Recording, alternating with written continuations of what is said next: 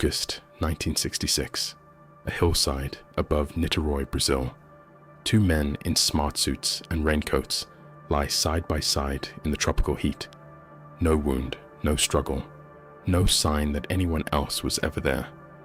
And over their eyes, each man wears a mask cut from sheet lead. Beside them, a notebook. One page reads like a schedule. At 6:30, swallow capsules. After the effect, protect metals. Wait for the signal. Nobody has ever explained what they were waiting for, or what killed them. This is Obscura Files. Every episode, one case, the facts, the theories, and a verdict.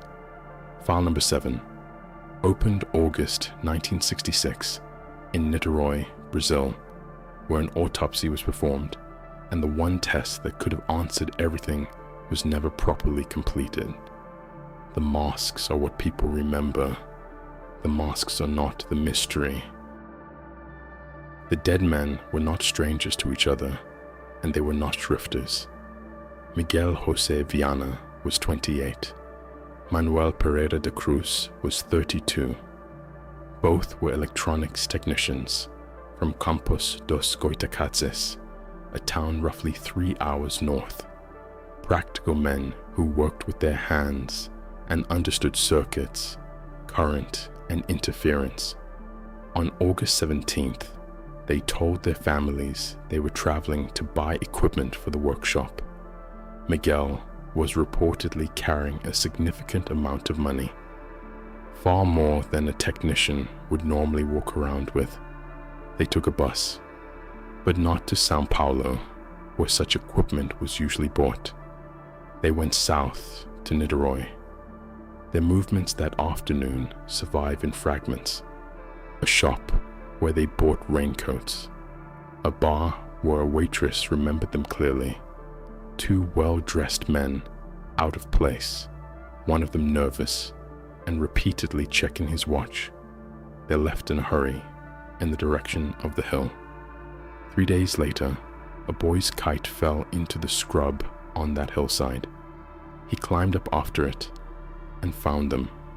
Now the scene, precisely, because the legend has decorated this hill with far more than the police recorded. There was no crater, no burn on the ground, no damage to the surrounding vegetation.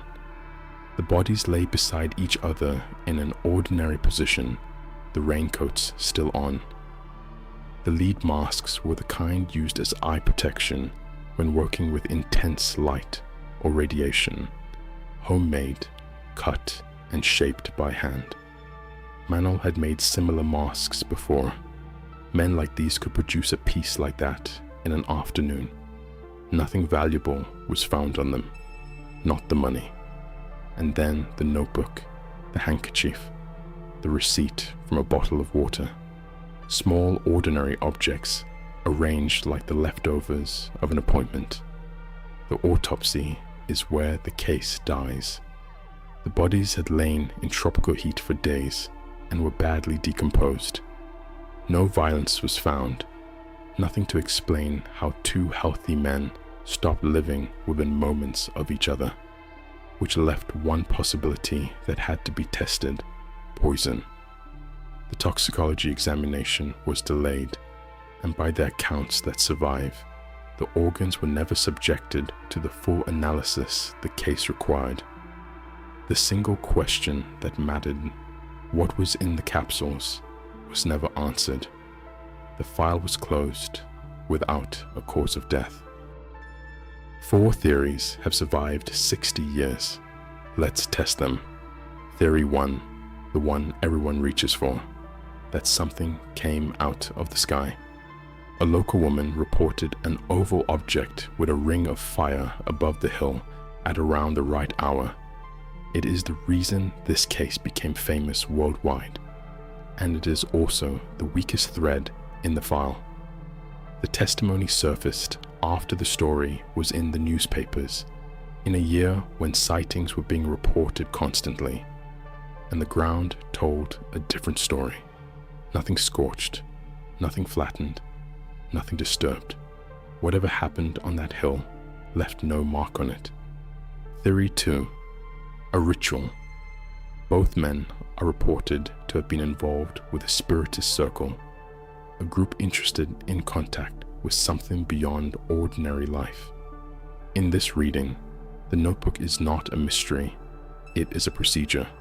The time, the capsules, the waiting, the masks against a light they expected to be too bright to look at directly. This theory explains almost everything the scene shows: the preparation, the punctuality, the willingness, the absence of any struggle. Two men who came to that hill on purpose, took something on purpose, and lay down to wait. It does not explain why the capsules killed them, or whether they were meant to.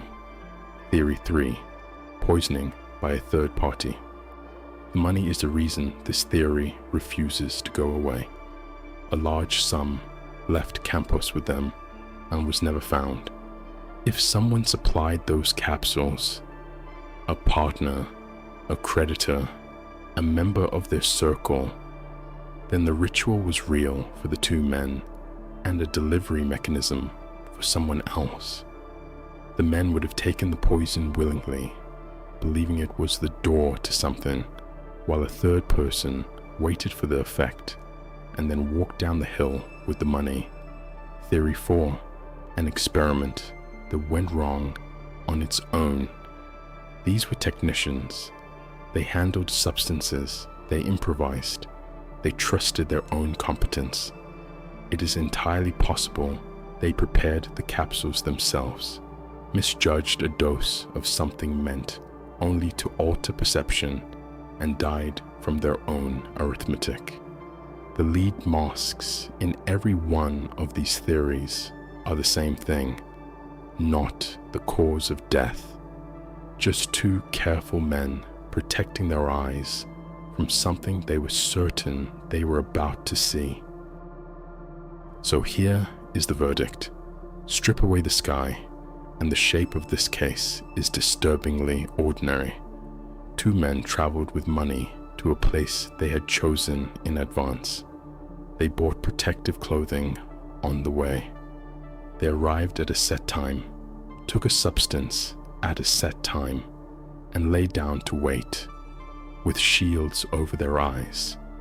Everything up to that moment was planned by them. The most defensible reading of the evidence is that the deaths were caused by whatever was in those capsules, and that the two men swallowed them voluntarily. Whether the dose was an accident of their own making, or a decision made by someone who wanted the money, is the one hinge the case turns on. The toxicology that could have settled it was never done. Speculation.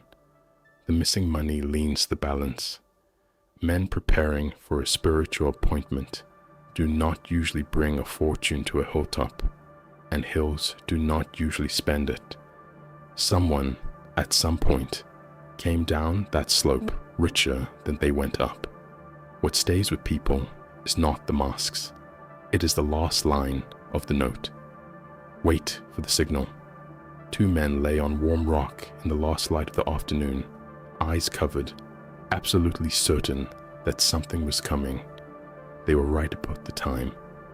They were right about the place. They were wrong about what was going to arrive. File number 7 remains open. Next file. An entire colony, 115 men, women, and children, vanishes from an island. The man who returns for them finds every house still standing and one word carved into a post. File number 8. The Lost Colony of Roanoke. This is Obscura Files.